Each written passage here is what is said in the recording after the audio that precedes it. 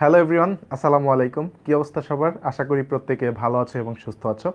আমাদের নার্সিং ড্রিমার্সের পক্ষ থেকে যে ফ্রি ক্লাসগুলো অনুষ্ঠিত হচ্ছিল প্রশ্ন ব্যাংক সলভ সিরিজের, সেই ক্লাসের ধারাবাহিকতায় আজকে কিন্তু আমরা ম্যাথের দ্বিতীয় পর্ব নিয়ে হাজির হয়েছি। তো তোমরা একটু দ্রুত ক্লাসে জয়েন হয়ে যাও, তোমাদের বন্ধু বান্ধব পরিচিত যারা আছে সবাইকে একটু ক্লাসে মেনশন করে দাও। আমরা কিন্তু খুব শীঘ্রই ক্লাসটা শুরু করে দিব। তো তোমরা সবাই কেমন আছো এবং আমাদের ক্লাসগুলো কেমন লাগতেছে সেটা একটু কাইন্ডলি মেনশন করে জানাই দাও। এবং কে কোথা থেকে জয়েন করতেছে একটু দেখি, আমরা বাংলাদেশের কোন কোন জায়গা থেকে স্টুডেন্টরা আমাদের সাথে কানেক্টেড আছে আমরা একটু দেখি। তো সবাই একটু জয়েন হয়ে যাও এবং তোমাদের বন্ধু বান্ধব যারা আছে সবাইকে একটু কাইন্ডলি মেনশন করে দাও যে আজকের ক্লাসটা শুরু হয়ে গেছে। ওকে, ওকে, সবাই একটু শেয়ার করে দিই আমরা ক্লাসটা। সবাই একটু আমরা ক্লাসটা শেয়ার করে দিই যে আজকের ক্লাসটা শুরু হয়ে গেছে। আমরা একটু সবাই শেয়ার করে দিই, হ্যাঁ, তোমাদের টাইম লাইনে এবং তোমাদের যে স্কুল কলেজের যে গ্রুপগুলো আছে সেগুলোতে আমরা একটু ক্লাসটা শেয়ার করে দিই। ওকে, সবাই চলে আসি আমরা ক্লাসে। আমরা কিন্তু খুব বেশি দেরি করব না, যেহেতু আমাদের আজকে 2টা বছরের কোশ্চেন সলভ করতে হবে। সবাই একটু ক্লাসটা শেয়ার করে দিই, হ্যাঁ।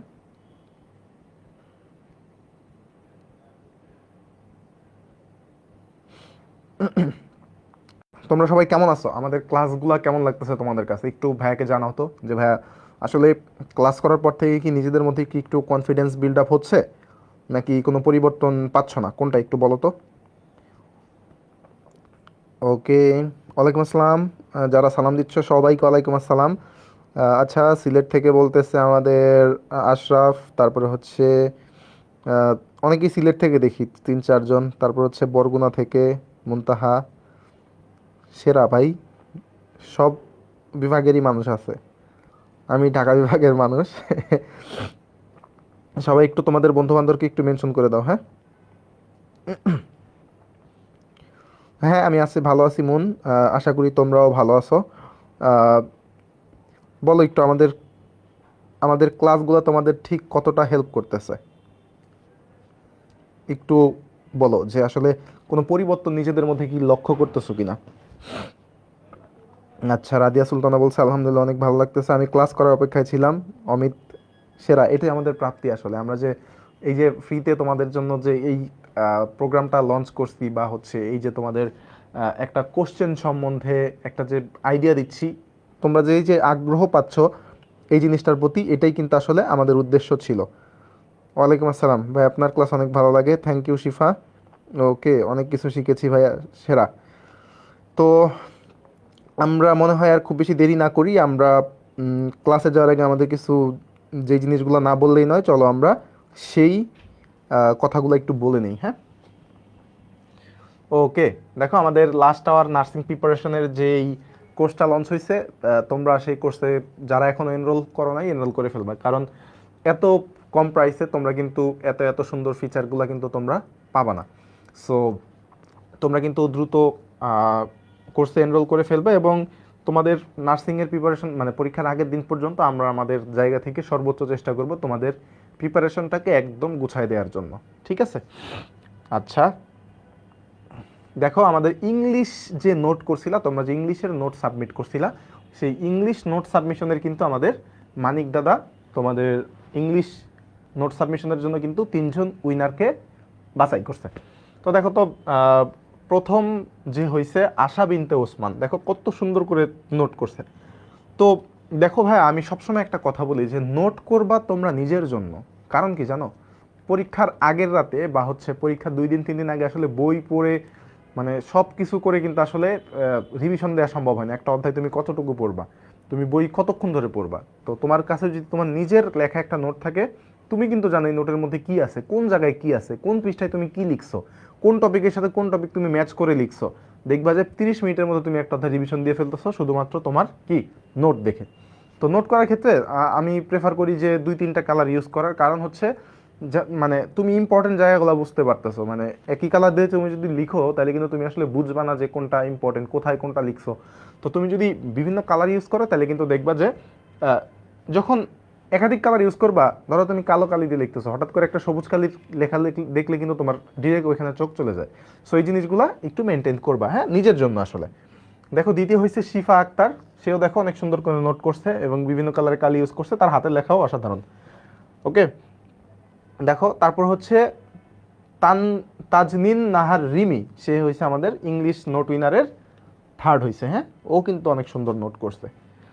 ওকে, তারপর দেখো আমাদের জেনারেল সায়েন্স নোট উইনার দেখো তানিয়া, ও কিন্তু দেখো ডিটেলসে সব কিছু মানে বোর্ডে যা যা লিখছিল তোমাদের আঁকি আপু সব কিছুই কিন্তু লিখছে, ও দেখছো সব লিখছে, কিচ্ছু বাদ দেয় নাই।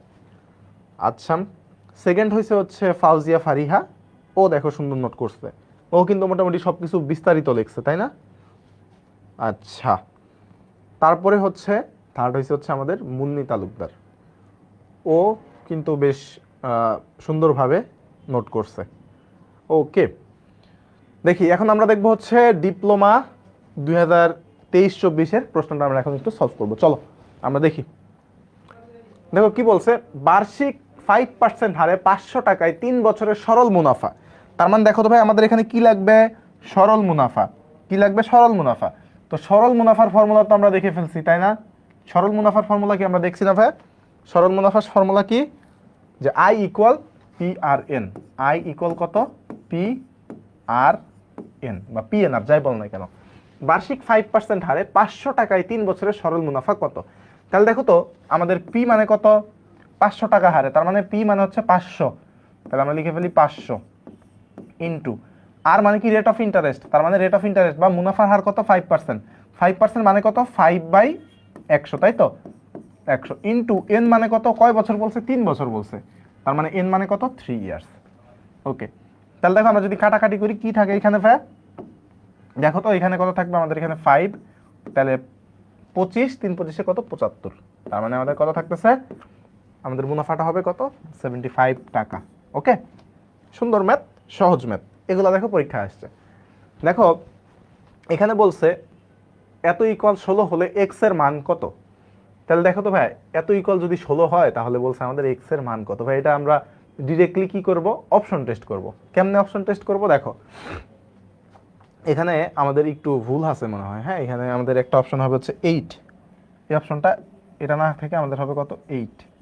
এটা কত হবে ভাই, এটা হবে হচ্ছে 8, এটা হবে হচ্ছে আমাদের 8। আমি একটু লিখে নিই আগে, হ্যাঁ টাইপিং মিস্টেক হয়েছে এখানে, 8। ওকে, তাহলে দেখো তো, দেখো আমাদের কি বলছে যে এত হলে এক্স এর মান কত। তাহলে দেখো তো আমরা এক্স এর মান তো এই চারটার যে কোনো একটা, তাহলে আমরা একটু অপশন টেস্ট করি বা শুদ্ধি পরীক্ষা করি যে এক্স এর মান বসাই দেখবো কোন ক্ষেত্রে আমাদের মানটা হয় 16। হ্যাঁ, অপশন এর ক্ষেত্রে দেখো তো আমরা বসাই দেই, দেখো এক্স এর মান কত, 16, তাহলে 16 + 3 ইন্টু কত, 16 - 3, 16 - 3, তাহলে এখানে কত হয় দেখো তো, 16 + 3 মানে কত, 19 ইন্টু হচ্ছে, সরি এখানে 16, তাহলে 19 ইন্টু 13, তাহলে এই দুইটার গুণফল কি আমার 16 হয় না, 16 হচ্ছে না, ইজ নট ইকুয়াল টু 16, তার মানে এটা আমাদের অ্যান্সার না, এ হচ্ছে আমাদের অ্যান্সার হচ্ছে না। হ্যাঁ, বি নাম্বারটা দেখো তো ভাই, বি নাম্বারটা কি আছে, বি নাম্বারটা আছে হচ্ছে 8, তাহলে দেখো তো 8 + 3 ইন্টু 8 - 3, তাহলে এখানে কত হবে দেখো তো ভাই, 8 + 3 মানে কত, 11 গুণ 8 - 3 মানে কত, 5, 5 11 কত, 55, তাহলে 55 আর 16 কি সমান না, 16 সমান না, তার মানে এটাও কিন্তু আমাদের অ্যান্সার হচ্ছে না।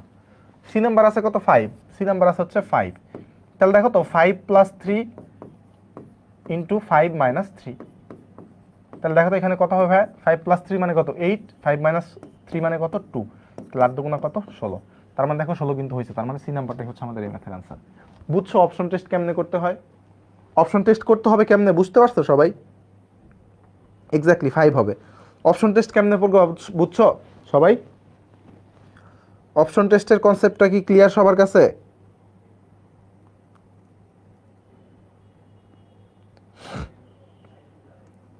ভাইয়েরা একটু বলো তো অপশন টেস্টের কনসেপ্টটা কি সবার কাছে ক্লিয়ার কিনা? কি রে ভাই একটু কমেন্ট করো, তোমরা কমেন্টের প্রতি এত অনীহা কেন? নাকি আমার এখানে কমেন্ট আসতেছে না, বুঝতেছি না তো। ওকে, বুঝছ, চলো আমরা দেখি পরের ম্যাথটা। পরের ম্যাথটা দেখি, দেখো কি বলছে। আচ্ছা, এটা তো তোমাদের হোমওয়ার্কই দিলাম তাই না, এটা তোমাদের হোমওয়ার্ক থাকবে।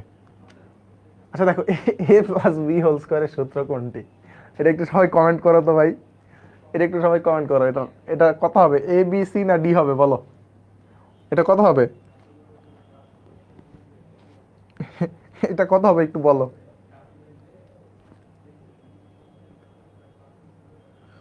এটা একটু বলো কত হবে।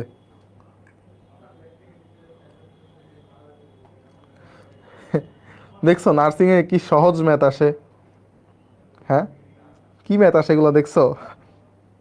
এই বি কইছে কে রে, কি রে ভাই, বি কোন হিসাবে বুঝলাম না তো। দুষ্টুমি করছো নিশ্চয়ই। ডি নাম্বারটা হচ্ছে আনসার এই ম্যাথের। ওকে, আচ্ছা দেখো, এই জিনিসটা কিন্তু আমরা চাইলে খুব সুন্দর মতো করতে পারি। দেখো কি বলছে, x minus y equal to x y equal 24 হলে এক্স প্লাস ওয়াই এর মান কত, তাই না? তাহলে দেখো তো ভাইয়া, আমাদের মানে দুইটা সংখ্যার বিয়োগফল হচ্ছে 2 আর গুণফল হচ্ছে কত, 24, তাই না? তাহলে বলছে এক্স প্লাস ওয়াই এর মান কত। দেখো ভাই আমাদের আছে কি, এক্স মাইনাস ওয়াই ইকুয়াল হচ্ছে আমাদের কত, 2 আছে, আর এক্স ওয়াই ইকুয়াল 24, তাহলে দুইটা সংখ্যার গুণফল 24। তাহলে দেখো আমরা এই জিনিসটাকে কিভাবে ভেঙে করতে পারি, আমাদের সূত্র জানাই লাগবে না, ঠিক আছে? এবং পরীক্ষা হলে খুব সুন্দর মতো এগুলো আমাদের মনে পড়ে যাবে। দেখো তো এক্স ওয়াই ইকুয়াল 24, তাহলে এক্স ওয়াই ইকুয়াল হচ্ছে 24, তাই না?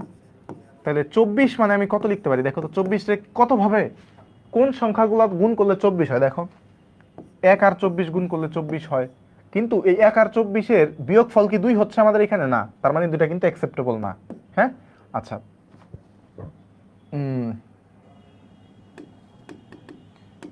আমরা এখানে ইনটু দিব, হ্যাঁ, 1 ইন্টু 24। তাহলে দেখো এটা এদের বিয়োগফল কিন্তু আমাদের 2 হচ্ছে না। আচ্ছা দেখো তো আবার 24-কে কত লেখা যায়, 2 ইন্টু 12 লেখা যায়, তাই না?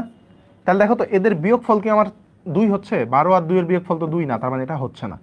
আচ্ছা, তারপর দেখো 24-কে আমি কত লিখতে পারি, 24-কে 4 ইন্টু 6 লিখতে পারি, 4 6 24।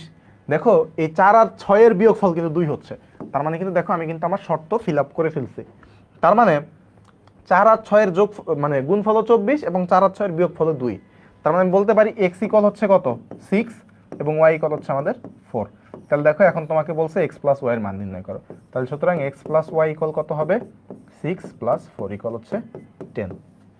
এটা হচ্ছে আমাদের অ্যান্সার। আর এটাকে তুমি যদি মেন নিয়মে করতে যাও তাহলে কি হবে ভাই, তুমি যদি মেন নিয়মে করতে যাও তাহলে কত হবে, এক্স প্লাস ওয়াই এর মান চাইছে, আমরা জানি x plus y whole square equal x minus y whole square minus 4xy। হ্যাঁ, ঠিক আছে। তাহলে দেখো তো এক্স মাইনাস ওয়াই এর মান কত আছে ভাই, 2, তাহলে 2 স্কোয়ার মানে কত ভাই,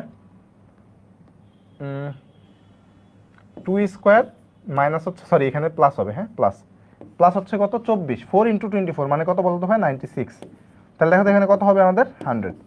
তাহলে সুতরাং এক্স প্লাস ওয়াই ইকুয়াল কত হয়ে যাবে, √100, তার মানে কত 10। ওকে, সো ডি নাম্বারটা হচ্ছে আনসার। এখন তোমার যেভাবে ভালো লাগে তুমি সেভাবে করো। দেখো আমরা হচ্ছে, আমি হলে অবশ্যই এইভাবেই করতাম, কারণ আমার এই জিনিসগুলোর মনে রাখা লাগতেছে না, তাই না?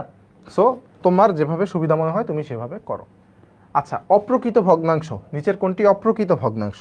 তাহলে দেখো তো ভাই, অপ্রকৃত ভগ্নাংশটা আমরা বুঝবো কিভাবে, বা প্রকৃত ভগ্নাংশ অপ্রকৃত ভগ্নাংশ কি কেমনে বুঝবো।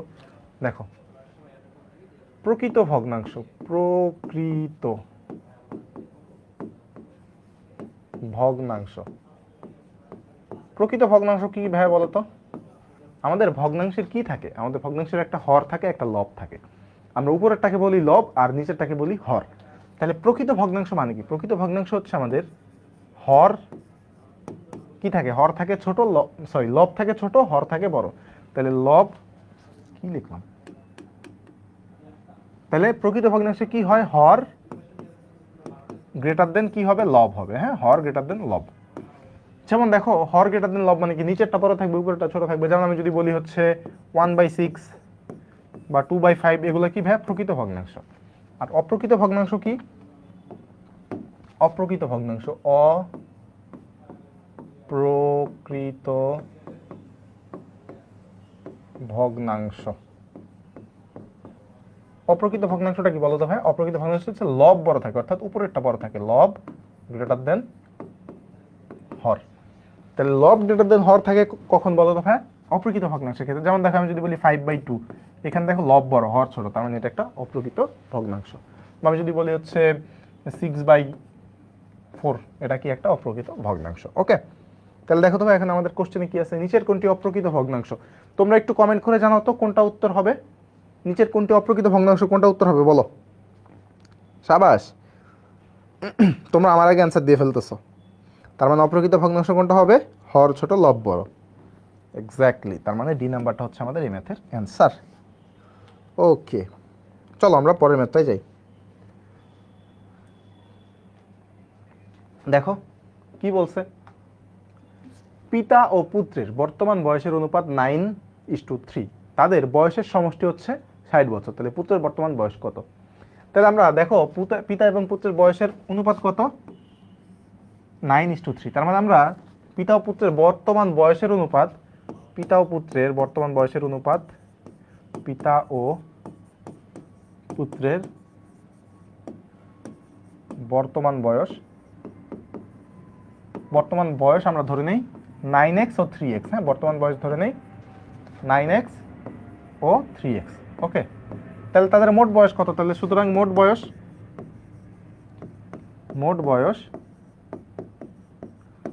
কত বলতে হয়? মোট বয়স হচ্ছে কত? পিতা পুত্রের বর্তমান বয়স হচ্ছে 9x ও 3x, তাহলে তাদের মোট বয়স কত হবে? 9x প্লাস 3x ইকুয়াল কত? 12x, তাই না? 12x হচ্ছে তাদের মোট বয়স। তাহলে তাদের বয়সের সমষ্টি হচ্ছে কত দেওয়া আছে? 60 বছর। তাহলে আমরা দেখলাম এক জায়গায় মোট বছর হচ্ছে কত? মোট বয়স হচ্ছে 12x, আরেক জায়গায় দেখলাম মোট বয়স হচ্ছে 60 বছর। তাহলে শর্ত মতে আমরা কি বলতে পারি? শর্ত মতে 12x ইকুয়াল 60, শর্ত মতে 12x ইকুয়াল হচ্ছে 60। তাহলে সুতরাং x ইকুয়াল কত হবে? x ইকুয়াল হবে হচ্ছে 60 ভাগ 12। তার মানে কত ভাই? এখানে হচ্ছে 5। তার মানে একটা x এর মান কত? 5। তাহলে পুত্রের বর্তমান বয়স কত? তাহলে সুতরাং পুত্রের বর্তমান বয়স, পুত্রের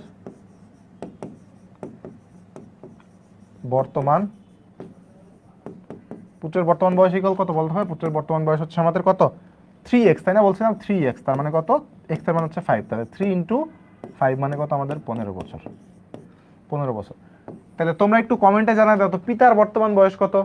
একটু কমেন্টে জানাও তো পিতার বর্তমান বয়স কত?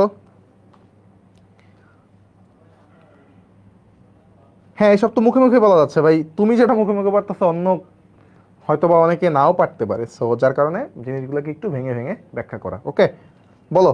হ্যাঁ শামীম, অবশ্যই এগুলো আসলে মুখে মুখে করা যায়। ওকে, আচ্ছা বলো একটু যে তাহলে পিতার বর্তমান বয়স কত হবে ভাইয়া? পিতার বর্তমান হবে হচ্ছে 45। ওকে,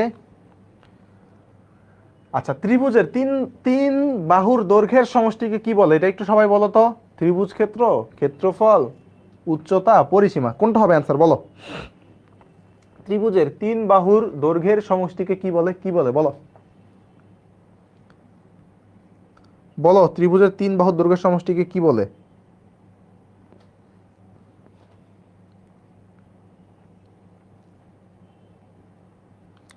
বলো একটু কমেন্টে। ত্রিভুজের তিন বাহুর দৈর্ঘ্যের সমষ্টিকে কি বলে? এক্স্যাক্টলি, সবার আগে অ্যান্সার দিছে আমাদের হুসাইন মাহমুদ। হুসাইন হুসাইন মাহমুদ। এরপর থেকে যারা এরকম অ্যান্সার দিবে আগে আগে, তাদের নাম এভাবে লিখবো বোর্ডে। হ্যাঁ, হুসাইন মাহমুদ সবার আগে অ্যান্সার দিছে। তার মানে ত্রিভুজের তিন বাহুর দৈর্ঘ্যের সমষ্টিকে কি বলে? পরিসীমা। আচ্ছা, পরিসীমাটা কি? আমি এখানে একটু অবশ্যই আলোচনা করতে হবে। হ্যাঁ, পরিসীমা, পরিসীমা, পরিসীমা, পরিসীমা মানে কি ভাই? পরিসীমা 20 মিনিট সর্বোচ্চ। ওকে, দেখো ত্রিভুজের মানে পরিসীমা মানে কি? মনে করো ত্রিভুজের পরিসীমা মানে হচ্ছে তিনটা বাহুর যোগফল। তার মানে আমরা বলতে পারি বাহুগুলোর যোগফল। পরিসীমা মানে কি? বাহুগুলোর যোগফল। হ্যাঁ, বাহুগুলোর যোগফল। ওকে, এখন দেখো বাহুগুলোর যোগফল, পরিসীমা মানেই হচ্ছে বাহুগুলোর যোগফল। এখন ব্যাপার হচ্ছে যদি বলে ত্রিভুজের পরিসীমা মানে ত্রিভুজের তিন বাহুর যোগফল, যদি বলে চতুর্ভুজের পরিসীমা তাহলে চতুর্ভুজের কি 4 বাহুর যোগফল, যদি বলে ষড়ভুজের পরিসীমা তার মানে 6টা বাহুর যোগফল। তাহলে তোমাকে এভাবে কোশ্চেন আসতে পারে। কি কোশ্চেন আসতে পারে? কোন ত্রিভুজের বা কোন চতুর্ভুজের, কোন ত্রিভুজের তিনটি বাহুর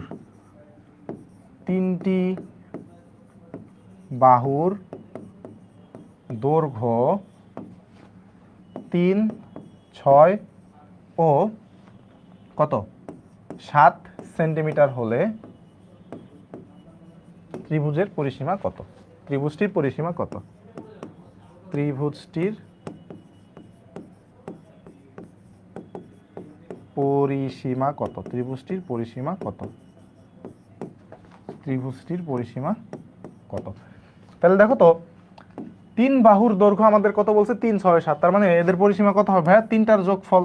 তাহলে 3 যোগ 6 যোগ 7, তাহলে কত হবে? 9 আর 7 হচ্ছে 16। তাহলে 16 সেন্টিমিটার হবে ত্রিভুজের পরিসীমা। আবার এভাবেও কোশ্চেন আসতে পারে, দেখো একটু, যে ত্রিভুজের দুটি বাহুর দৈর্ঘ্য 5 ও 7 সেন্টিমিটার এবং পরিসীমা 16 সেন্টিমিটার হলে অপর বাহুর দৈর্ঘ্য কত? তাহলে দেখো তো, ত্রিভুজের তোমার কি দেয়া আছে ভাই? 2টা বাহুর দৈর্ঘ্য দেয়া আছে এবং পরিসীমা দেয়া আছে কত? 16 সেন্টিমিটার। তাহলে দেখো অপর বাহুর দৈর্ঘ্য কত হবে? অপর বাহুর দৈর্ঘ্য কত হবে বলো তো ভাই? অপর বাহুর দৈর্ঘ্য হবে হচ্ছে, পরিসীমা থেকে আমি এই 2টা বাহুর যোগফল বিয়োগ করলে তো আমি কি অপর বাহুর দৈর্ঘ্য পেয়ে যাচ্ছি, তাই না? তার মানে 3 আর 7, তাহলে এখানে হচ্ছে আমাদের 6 সেন্টিমিটার। এটা হচ্ছে আমাদের সরি, আচ্ছা এখানে 5 ছিল না, সরি, এখানে 16 মাইনাস 5 প্লাস 7, তার মানে এখানে কত হবে? 4 সেন্টিমিটার। ওকে, তাহলে অপর বাহুর দৈর্ঘ্য কত হবে? 4 সেন্টিমিটার। আই হোপ তোমরা সবাই বুঝতে পারছো। এটা কি ক্লিয়ার সবার কাছে? এটা কি সবার কাছে ক্লিয়ার? সেরা, সবাই বুঝতে পারছো, জোস। দেখো, একটি ত্রিভুজের 2টি অন্তস্থ কোণ যথাক্রমে এত এবং এত হলে, আচ্ছা দেখো, মনে করো একটা ত্রিভুজ আছে তোমার কাছে, হ্যাঁ, মনে করো এই একটা ত্রিভুজ আছে তোমার কাছে, সরি, মনে করো এই একটা ত্রিভুজ আছে তোমার কাছে, হ্যাঁ। তাহলে ত্রিভুজের যে অন্তস্থ যে কোণগুলো আছে, এই যে অন্তস্থ কোণগুলো আছে আমাদের, এই একটা কোণ, এই একটা কোণ, এই একটা কোণ, এই ত্রিভুজের 3 কোণের সমষ্টি, অর্থাৎ এই যে 3টা অন্তস্থ কোণ, এই 3 কোণের সমষ্টি 180 ডিগ্রি, হ্যাঁ, বা 2 সমকোণ। তাহলে আমরা একটা জিনিস মনে রাখবো কি, ত্রিভুজের 3 কোণের সমষ্টি, ত্রিভুজের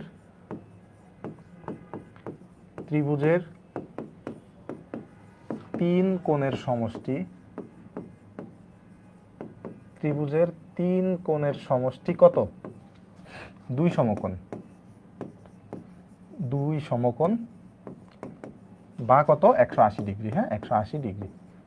এটা কিন্তু ডিরেক্টলি চলে আসতে পারে। তাহলে দেখো, 2টা কোণ দেয়া আছে আমাদের, 2টা কোণ দেয়া আছে কত ভাই? 35 ও 75। তাহলে অপর কোণটা কত হবে? তাহলে সুতরাং তৃতীয় কোণ কত হবে ভাই? তৃতীয় কোণ কত? তৃতীয় কোণ কত ভাই? 180 থেকে এই 2টার যোগফল বিয়োগ হবে, তাই তো? 180 মাইনাস 35 প্লাস হচ্ছে 75, তার মানে কত হবে ভাই বলো তো? এখানে 180 মাইনাস এখানে কত?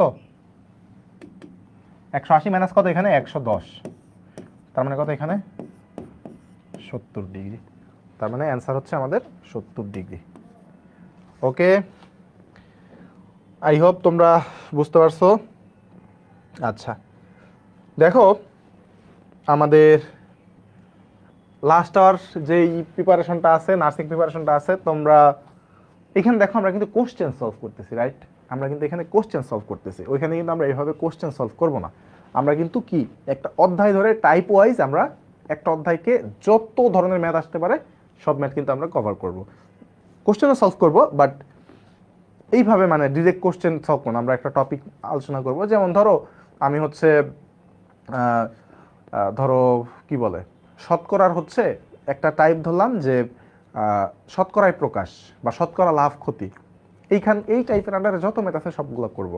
আবার আরেকটা টাইপ গেলাম, ওই টাইপের আন্ডারে যত ম্যাথ আছে সবগুলো করবো, এভাবে করবো, ঠিক আছে? কোশ্চেনও সলভ করবো, আমাদের একটা পার্ট থাকবে কোশ্চেন সলভিং, সেটাও করবো আমরা।